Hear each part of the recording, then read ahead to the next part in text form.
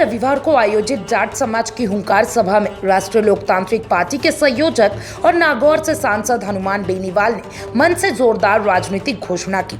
उन्होंने खुद को मुख्यमंत्री पद का दावेदार बताते हुए कहा कि अब उनकी निगाहें उस कुर्सी पर है जिससे लाखों लोगों का भला हो सकता है। हनुमान बेनीवाल ने मन से कहा, मैंने कभी मंत्री बनने की चाह नहीं रखी।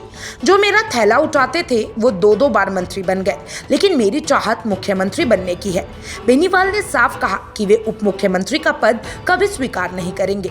उन्होंने जुटेले अंदाज में कहा, अगर मुख्यमंत्री मेरा भाई बन जाए तो मैं बारात में चलने को तैयार हूँ, लेकिन दुल्हन यानी कि उप मुख्यमंत्री नहीं बनूंगा।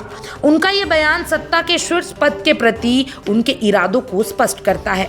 अपने भाषण में बेनीवाल ने कांग्रेस और भाजपा दोनों पर तीखा हमला बोला।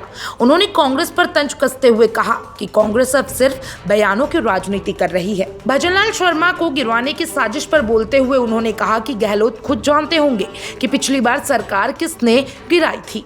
वसुंधरा राजे ने उस समय 8 विधायक दिए थे।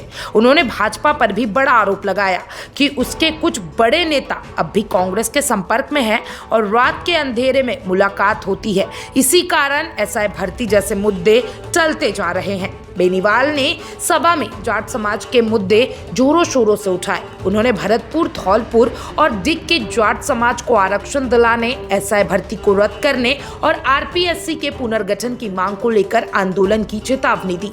उन्होंने कहा कि अगर सरकार ने उनकी मांगे नहीं मानी तो वो 1 लाख युवा दिल्ली कूच करेंगे और प्रधानमंत्री आवास का घेराव करेंगे। आरएलपी नेता ने स्पष्ट किया कि दिल्ली में उनकी पार्टी इंडिया गठबंधन का हिस्सा है, लेकिन राजस्थान में उनकी पार्टी की स्वतंत्र पहचान है। उन्होंने कहा, दिल्ली का रास्ता भरतपुर होकर जाता है। अगर महाराजा सूरजमल और तेजाजी महाराज के जयकारों के साथ हम एकजुट हुए तो दिल्ली तक राज हमारा होगा। भरतपुर की हुंकार सभा में हनुमान बेनीवाल ने खुद को भावी मुख्यमंत्री के रूप में प्रस्तुत कर जाट समाज को एकजुट करने की कोशिश की। उनके तीखे राजनीतिक बयानों और आंदोलन की चेतावनी ने राजस्थान की सियासत में हलचल मचा दी है। अब देखना यह होगा कि उनकी हुंकार आने वाले चुनाव में कितना असर डालती है।